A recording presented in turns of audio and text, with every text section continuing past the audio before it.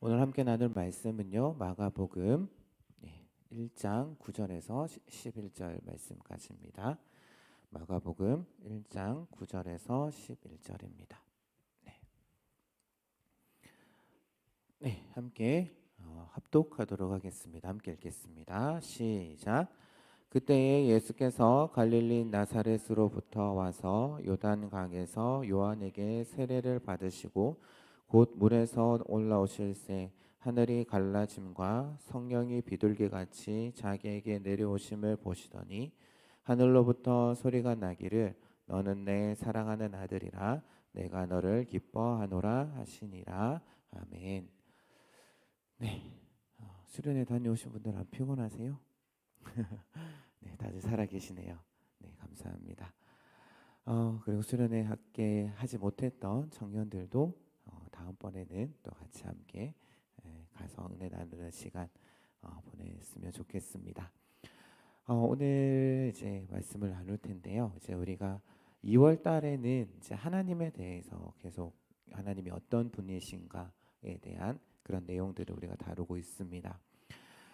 사실 우리가 지금 이제 하나님에 대해서 한 가지씩 이제 알아가고는 있지만 계속해서 말씀을 드리지만 우리가 하나님을 온전히 다 알아간다라는 것은 어떻게 보면 불가능에 가까운 일입니다. 혹시 여러분들은 여러분들 자신을 잘 아시나요? 네, 질문 드려볼게요. 우리가 이제 수련회 때도 나 알아가기라는 그런 프로그램을 진행하긴 했었는데 여러분들은 여러분들 자신을 다 잘 아시나요? 저도 제가 어떤 존재인지 잘 모르겠어요. 그런데 우리 옆에 있는 지체들 잘 아시나요? 잘 모르죠. 사실 저도 우리 와이프랑 지금 결혼한 지 거의 10년이 다 돼 가는데 아직 잘 모르겠어요.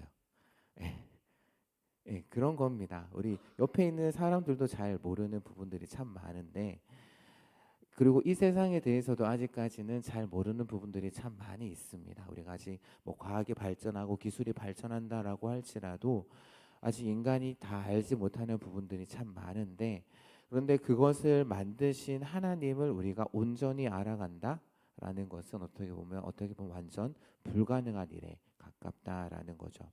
특별히 오늘 우리가 이제 살펴보게 될 우리가 다루게 될 소요리 문답 제 6문은 하나님을 어떻게 소개하냐면은 삼위일체 하나님으로 소개를 합니다. 여러분들이 가지고 있는 주보에 보면 본문 밑에 이제 소요리 문답 6문이 올라와 있는데요.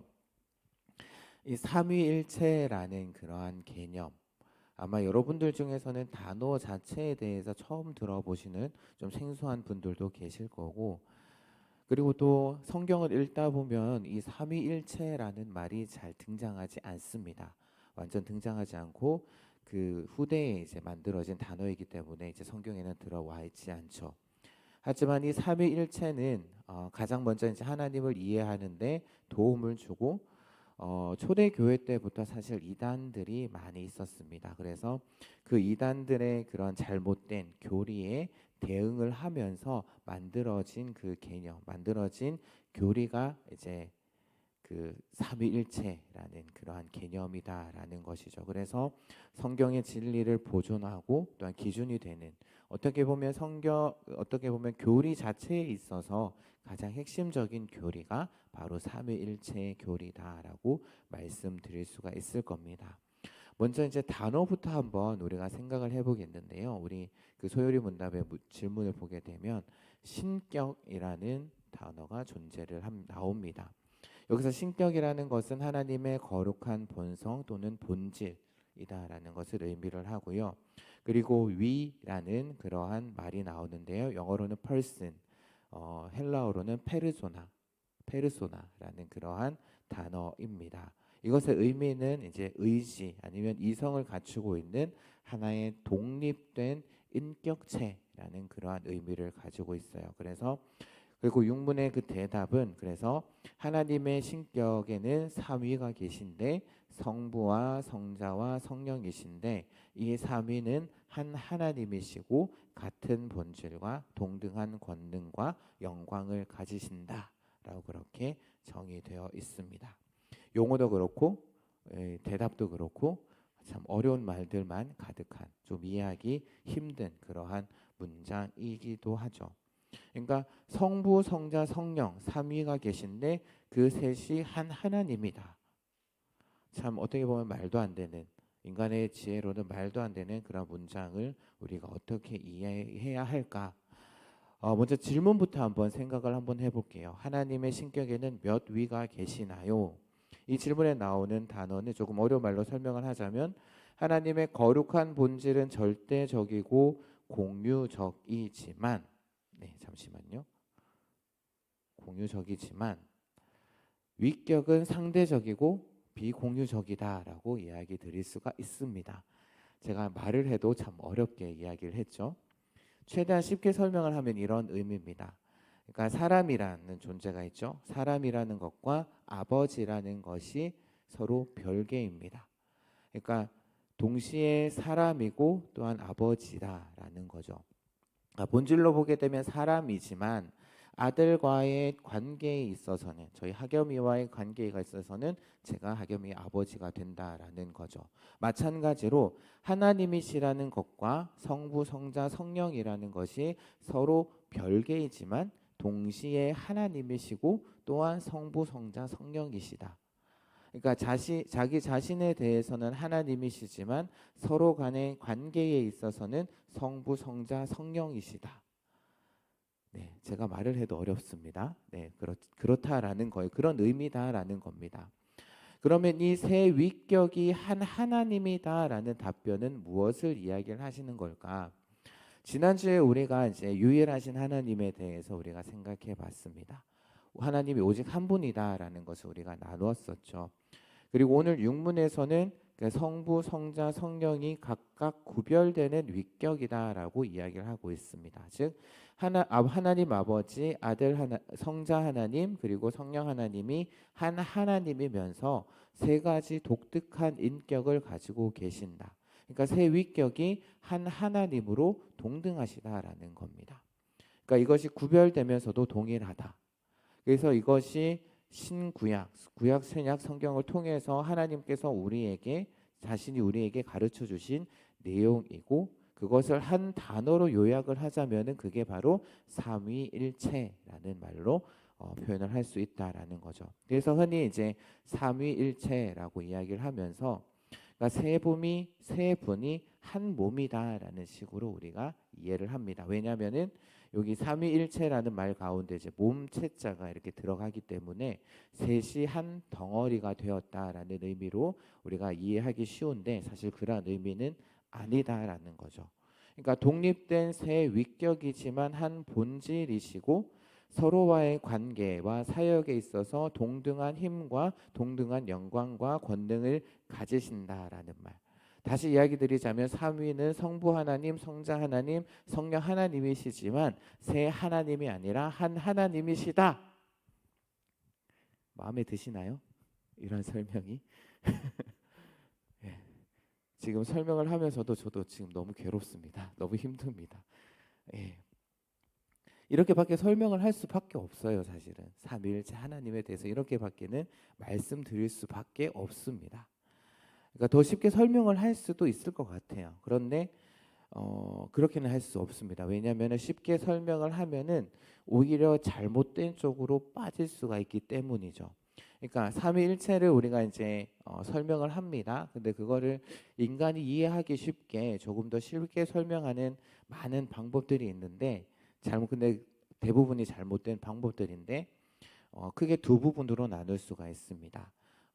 삼신론이라는 것으로 이제 첫 번째는 말씀드릴 수가 있는데요. 그러니까 원래 세 분의 하나님이 계시다라는 거죠. 성부 하나님, 성자 하나님, 성령 하나님이 계신데 그런데 이 세 분이 하나의 뜻 안에서 일치되어서 마치 한 분인 것처럼 우리에게 나타나신다라고 그렇게 주장을 하는 겁니다. 아마 이제 로마 역사에 대해서 아마 아시는 분들도 계실 텐데 로마 역사 가운데 삼두 정치라는 게 있습니다. 그러니까 세 명의 지도자가 통치를 하는 거죠. 그런데 세 명이 통치를 하지만 하나의 국고에서 이제 세금을 거두고 또한 지출하고 또한 하나의 정책을 펼치고 또한 외교 또한 전쟁에 있어서도 하나의 통로, 하나의 뜻으로 행하는 것. 그러한 모습처럼 하나님도 그렇다라는 겁니다. 그러니까 성부, 성자, 성령 세 분의 하나님이 계시지만 하나의 뜻 안에서 일한다. 그래서 그것을 이제 삼신론이다라고 이야기를 하면서 잘못된 가르침입니다. 하나님을 그렇게 이해할 수 없다라는 것이고요. 반대로 하나님은 한 분이신데, 하나님은 한 분 하나님, 우리가 지난주에 나눴던 것처럼 한 분 하나님이신데 각각 보는 관점에 따라서 세계처럼 보일 뿐이다라고 또한 주장하는 것도 있습니다. 그러니까 이런 거죠. 구약에서는 하나님, 성부 하나님으로 나타나셨다가 신약에서는 누구로? 성자 예수님으로 나타나셨다가, 그리고 오순절 성령 강림 사건 이후에는 성령 하나님으로 나타나셨다. 그러니까 1인 3역처럼 모습을 바꾸시면서 나타나셨다라고 주장을 하는 거죠. 더 쉽게 말씀드려 볼게요. 저의 경우를 한번 생각해 보겠습니다. 저는 우리 아들에게 있어서 아버지입니다. 우리 아들이 봤을 때는 저는 아버지예요. 아빠예요. 그리고 우리 와이프가 봤을 때는 저는 남편입니다. 그리고 여러분들이 저를 봤을 때는 여러분들이 저를 뭐라고 부르죠? 목사님으로 부르죠. 그러니까 이런 식으로 설명을 한다라는 거죠. 그러니까 하나의 사물을 우리가 다양한 관점에서 보고 지칭을 하는 것처럼 하나님도 사실은 한 분이지만 우리가 보는 관점에 따라서 달라진다라는 그러한 주장. 이걸 조금 어려운 말로 어떻게 이야기를 하냐면은 양태론이다라고 그렇게 주장을 한다라는 겁니다. 다르게 설명을 해보자면 사과, 여러분들 좋아하시는 사과도 보게 되면 사과 껍질이 있고 사과 씨가 있고 또한 사과의 과육이 있습니다. 이런 식으로 이제 설명을 한다라는 거죠. 또한 태양도 그 자체, 그리고 해 그 자체와 거기서 나오는 빛, 그리고 거기서 나오는 열, 이렇게 세 가지로 보인다. 또 물이 있고 수증기가 있고 얼음, 그런 것처럼 하나님도 그런 분이시다라고 그렇게 소개를 한다라는 거죠. 그런데 이것이 모두 다 잘못된 설명이다라는 겁니다. 우리가 어렸을 때 아마 교회 학교를 다닐 때 이런 식으로 설명을 저는 한번 들었던 적이 있었거든요. 그런데 그런 모든 설명들이 어떻게 보면 인간의 지혜로, 인간의 그런 생각에 맞게 이렇게 설명을 한 거지만 사실 이 모든 것들이 잘못된 설명이다라는 겁니다. 잘못된 시도다라는 거죠. 이런 모습으로 지금 제가 말씀드렸던 이런 모습으로 하나님이 성경을 통해서 우리에게 자신을 보여준 게 아니다라는 겁니다. 계속해서 말씀을 드리지만 우리가 하나님을 이해하기 위해서는 또 하나님을 알아가기 위해서는 하나님의 말씀인 성경으로 돌아가야 된다라는 거죠. 그리고 성경이 하나님을 어떻게 소개하고 있는지 우리는 찾아봐야 되고, 그리고 그것을 이제 역사 가운데 찾다 보니까 삼위일체로 밖에는 설명을 할 수 없다라는 결론에 이르게 된다라는 겁니다. 그러면 성경의 삼위일체에 대해서 얼마나 많이 이야기를 하고 있는가? 오늘 아침에 담임 목사님께서도 말씀을 하셨는데 한 2,300번 정도 나온다라고 합니다. 그래서 그러한 표현이. 그런데 오늘 그걸 다 살펴볼 수는 없을 것 같고, 오늘 특별히 그 가운데 하나의 그 구절을 나오는데 바로 예수님께서 이제 본격적으로 사역을 시작하시면서 이제 세례를 받으시는 장면입니다.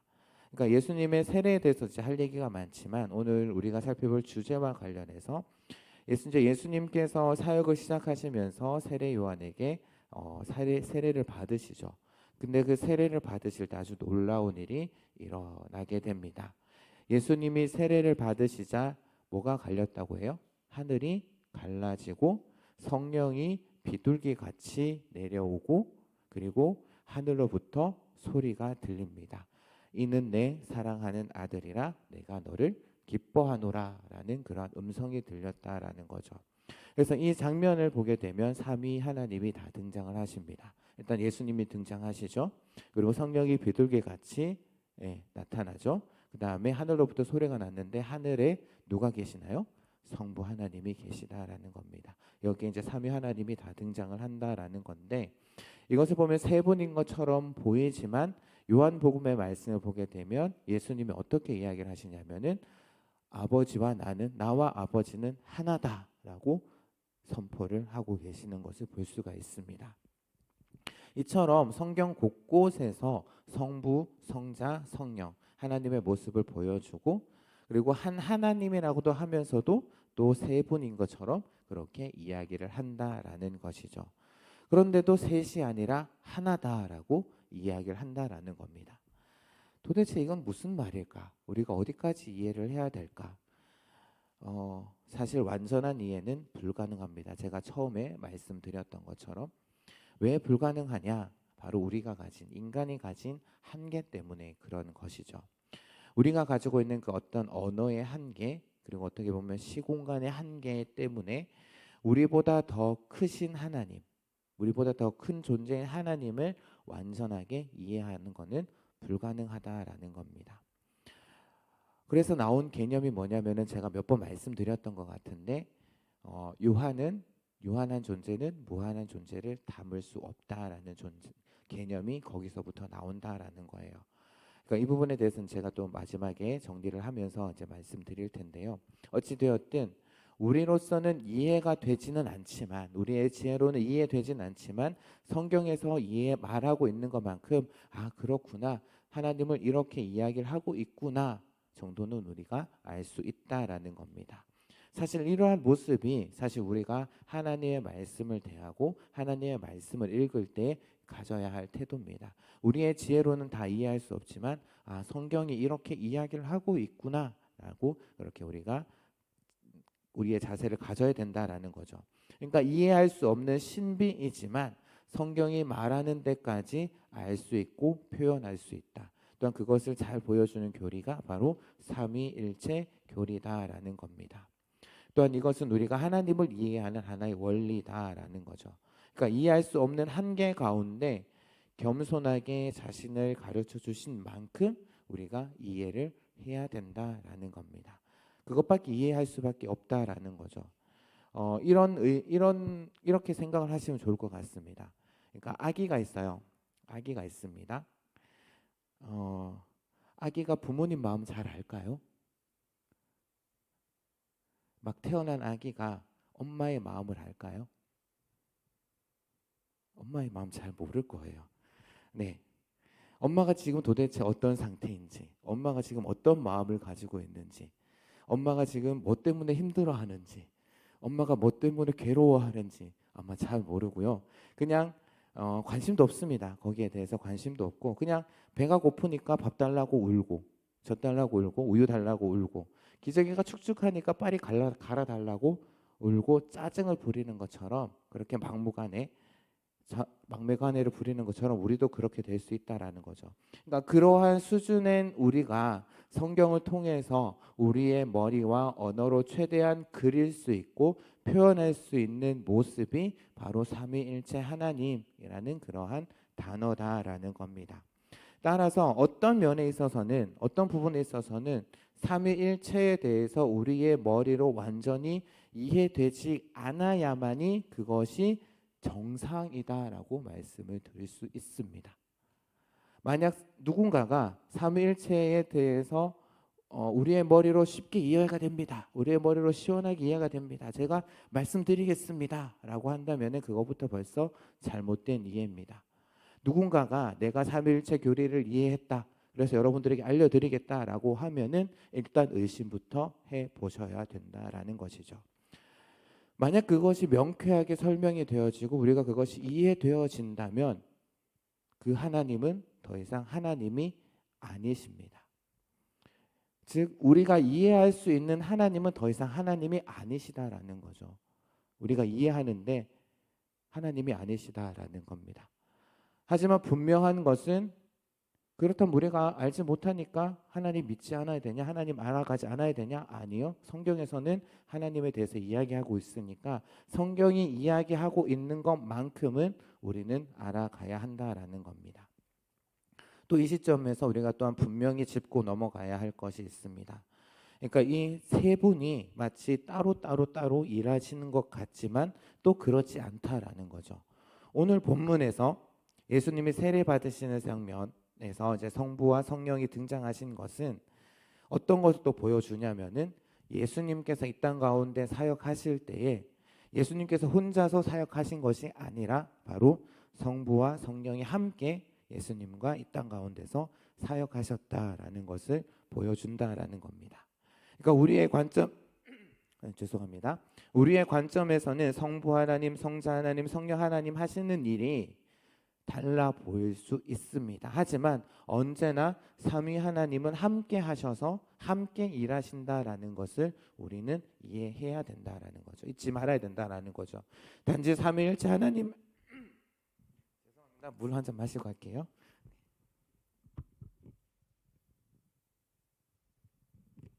예, 갑자기 목이 가버리네요. 네, 어디까지 이야기했죠? 네, 단지 삼위일체 하나님의 섭리 가운데 창조와 구속이 그 시간과 공간 안에서 이루어지는 그 모습들을 보게 되면 창조는 성부 하나님께 돌려지고 구속은 구원은 성자 하나님, 성자 예수님께 돌려지고 또한 그것을 적용하는 것은 성령님께서 하시는 것처럼 그렇게 보여지고 거기에 돌려집니다. 이렇게 삼위일체 하나님은 각 위격별로 독특한 그런 사역을 하시지만 언제나 분리되지 않고 함께 일하신다. 동시에 함께 일하신다라는 거죠. 이 또한 우리 머리를 어렵게 하시고 복잡하게 하지만 이것 또한 성경이 우리에게 또한 가르치고 있는 중요한 부분이다라는 것을 우리는 알고 있어야 됩니다. 이제 말씀을 한번 마무리해 보도록 할게요. 삼위일체에 대해서는 참 할 얘기가 많습니다. 그런데 이야기하면 할수록 어려워지기 때문에 여기까지만 하도록 하고요. 앞서서 제가 말씀드렸던 건 유한이 무한을 담을 수 없다. 우리는 이 사실을 분명히 기억해야 할 필요가 있습니다. 영원하신 하나님이라는 존재, 그리고 또한 그분이 일하시는 것, 그것을 인간의 머리, 인간의 두뇌로는 다 담을 수가 없습니다. 삼위일체 교리를 가장 잘 정리한 신학자를 우리는 이제 어거스틴이라고 그렇게 꼽습니다. 아구스티누스라고도 이야기를 하는데요. 삼위일체에 대한 책을 이제 15권 정도 20년에 거쳐서 15권을 썼다라고도 이야기를 하는데 그 어거스틴도 어떻게 이야기를 하냐면은 삼위일체 하나님을 다 이해하려는 것은 마치 바다를 국자 하나로 측량하려는 것과 같다. 그런 시도다라고 이야기를 하는 겁니다. 그러니까 그 넓은 바다를 그냥 국자 하나를 가지고 측량하려는 것과 같다라는 그렇게 어떻게 보면 어리석은 것이다라고 이야기를 한다라는 것이죠. 우리는 다 알 수 없는, 우리가 다 알 수 없는 하나님이시기에 그렇기 때문에 하나님은 더욱 크고 위대하신 하나님이시지 않을까요? 앞서 말씀드렸던 것처럼 만약 하나님을 내 머리로 이해할 수 있다라면 이미 그 하나님은 하나님이 아니시다라는 겁니다. 그럼 하나님을 아는 것이 영영 불가능한 일일까? 우리는 그렇다면 영영 하나님을 모르고 살아가야 되는 걸까? 그렇지 않다라는 거죠. 하나님은 이런 고민을 가지고 있고 이런 생각을 가지고 있는 우리에게 하나님 그 자신에 대해서 알려주셨다라는 겁니다. 하나님이 자신을 알려주실 때에 성부 혹은 성자, 성령 어느 하나의 모습으로만 보이셨다면 어느 정도 우리는 하나님에 대해서 이해할 수 있을 것이고 또한 자기 나름대로의 생각을 가지고 살아갔을지도 모릅니다. 하지만 그러한 모습은 하나님을 어떻게 보면 자기의 생각 가운데 가두어 두는 그러한 모습이다라는 거죠. 그래서 하나님은 우리 인간들에게 자신을 오류 없이 더 잘 알려주시고 그래서 삼위 하나님의 모습으로 그렇게 보여주셨다라는 겁니다. 우리는 성경이 우리에게 보여주는 모습, 알려주는 모습 그대로 삼위일체 하나님에 대해서 알아가야 된다라는 거죠. 어린아이가 앞서 잠깐 설명드렸던 것처럼 어린아이가 부족한 그런 인식을 가지고 있기 때문에 부모는 스스로 자신을 낮추고 아이에게 다가가는 것처럼 아이가 어떤 질문을 했을 때 내가 가지고 있는 철학적인 또한 인문학적인 그런 용어를 가지고 설명할 수 있겠어요?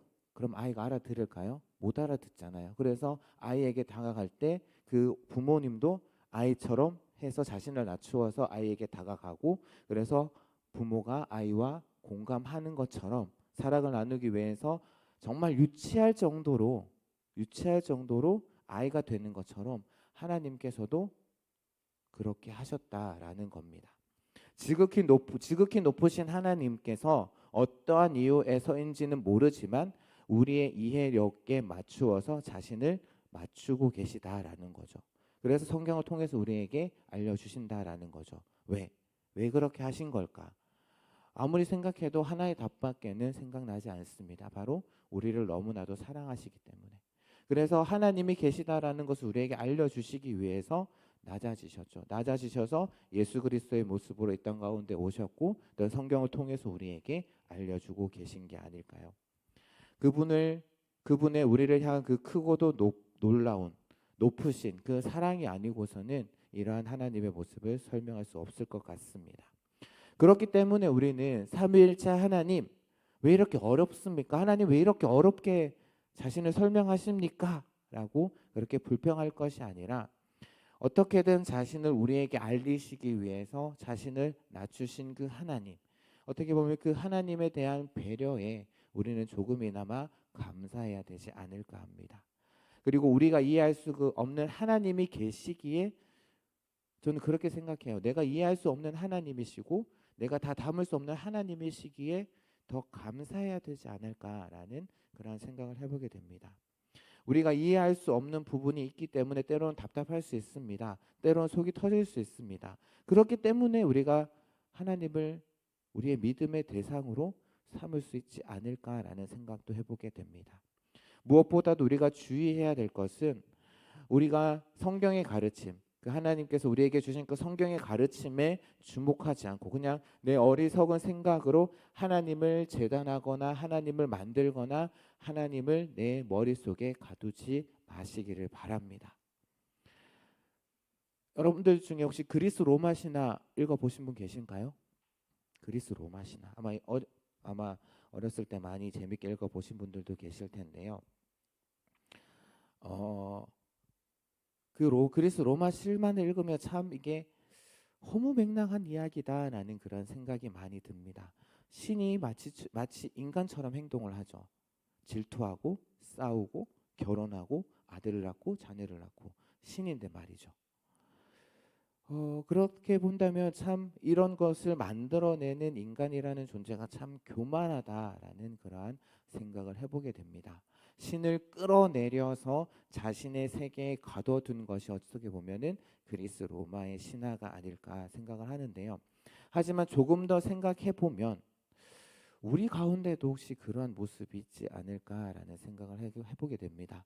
그러니까 하나님을 내 수준으로 이해하려는 모습. 그래서 내 생각과 내 가치관과 내 그런 모습, 내가 가지고 있는 그 생각대로 하나님이 일하지 않으실 때, 내가 이해하지 못하는 모습이 있을 때 불평하고 불만을 털어놓고 원망하는 그러한 모습.